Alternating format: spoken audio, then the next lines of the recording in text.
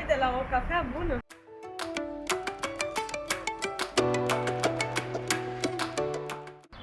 Witam wszystkich.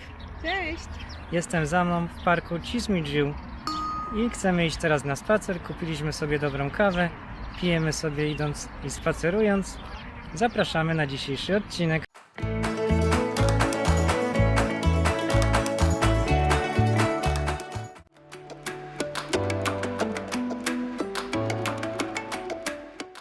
Nasze kawy kupiliśmy w coffee shop, które znajduje się w pobliżu Piazza Universitate, blisko Piazza Unii, koło Starego Miasta. I jeszcze mam tutaj trochę tej kawy, bardzo dobra. No i spacerujemy sobie w parku. Chciałem zrobić właśnie takie wideo z parku, pokazać Wam park Cismigiu, ponieważ jest to bardzo fajne, piękne miejsce. W ogóle tych parków tutaj w Bukareszcie jest bardzo dużo i uważam, że są warte pokazania. Dlatego mam nadzieję, że Wam się będzie podobało. Za mną słychać żaby, które pływają sobie w jeziorku. Mam nadzieję, że to będzie słychać na filmie. Postaram się to jakoś ująć tak, żeby było słyszalne. I chciałem Wam powiedzieć, że dzisiaj jest tydzień do świąt wielkanocnych, które będą w Rumunii. Dzisiaj jest tak jakby niedziela palmowa, tylko tutaj tradycją nie są palmy, tylko kwiaty, także bardziej to jest taka kwiatowa niedziela niż palmowa, jak jest w kościele katolickim i w Polsce. Tutaj jest właśnie tak kwiatowo. Jest w ogóle piękna wiosna, słonko, naprawdę super pogoda. No i idziemy dalej spacerując.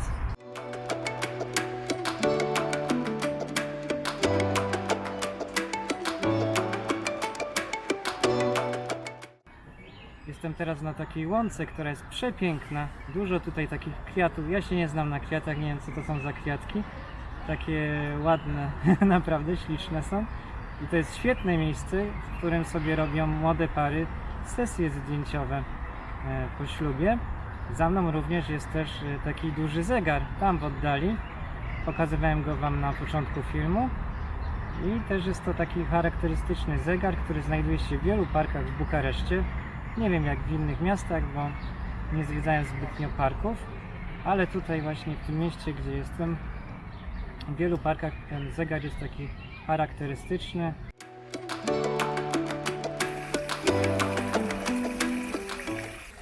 Popatrzcie się, jaka tutaj jest piękna fontanna koło mnie. Naprawdę robi fajne wrażenie.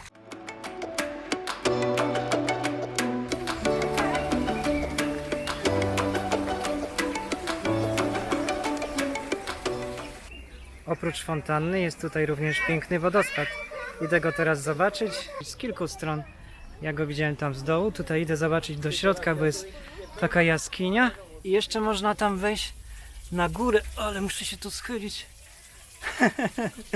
Nieźle. W takiej jaskini jestem teraz. I tutaj widać, jak sobie woda płynie w dół. Już Wam pokażę.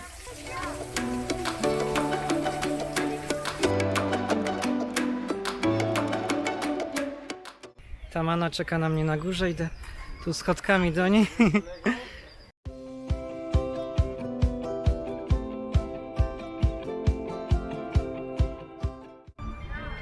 Słychać przepiękną muzykę. Anna by chciała sobie zatańczyć. Brawo, Anna, brawo.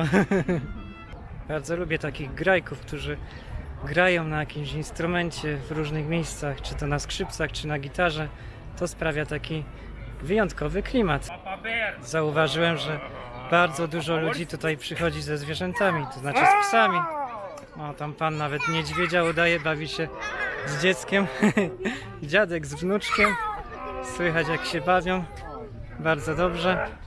Anna się mnie pyta, gdzie ci wszyscy ludzie trzymają te zwierzęta? W blokach? No pewnie w blokach. Gdzie mogą trzymać, tak mi się wydaje. I co, my na przykład chcielibyśmy mieć jakieś zwierzę, ale niestety nasza właścicielka nie wyraża zgody, żebyśmy trzymali w mieszkaniu czy to psa, czy kota. Ja to bym chciał mieć właśnie psa i mam nadzieję, że kiedyś nadejdzie taki dzień, że kupię tego psa, którego bym właśnie chciał. Marzy mi się mieć border collie, bo to są bardzo mądre psy. No i Mam nadzieję, że kiedyś się doczekam, żeby takiego mieć.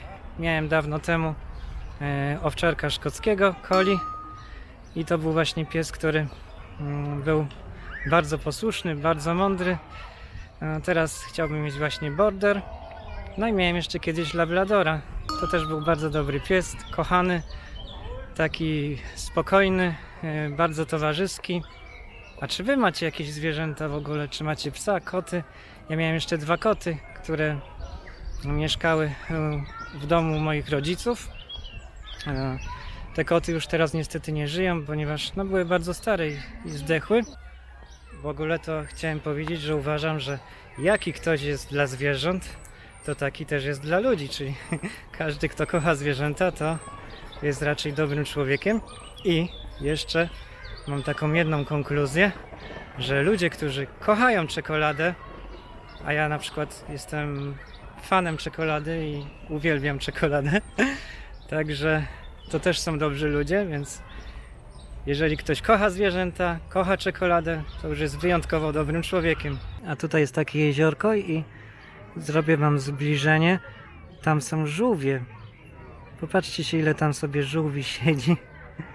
Fajne żółwiki.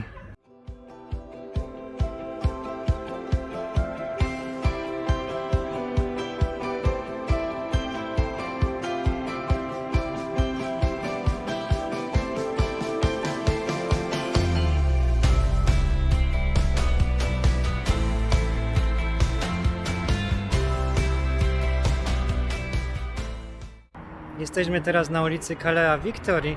Jest to ulica jedna z najdłuższych w Bukareszcie. Tutaj znajduje się dużo sklepów, restauracji, bardzo drogie hotele, także taka ekskluzywna dzielnica. I zmierzamy teraz w kierunku parlamentu.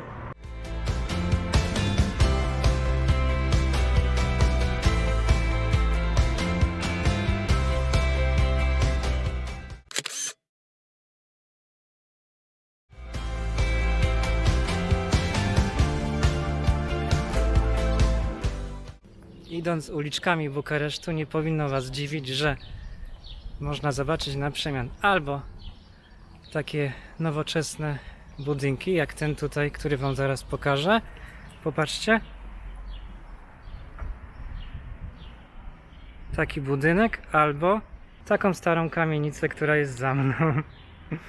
Także dużo takich kontrastów jest po prostu w całym mieście. Albo stare budynki z czasów komunizmu, albo nowe, takie jak ten tutaj, który był obok. Przemierzając kolejne uliczki Bukaresztu, doszliśmy do parlamentu. Ponieważ był bardzo duży wiatr, nie miałem możliwości nagrania i robię to teraz z domu. Parlament w Bukareszcie to symbol minionego komunizmu, a jednocześnie oznaka potęgi narodu rumuńskiego. Jeden z największych budynków na świecie.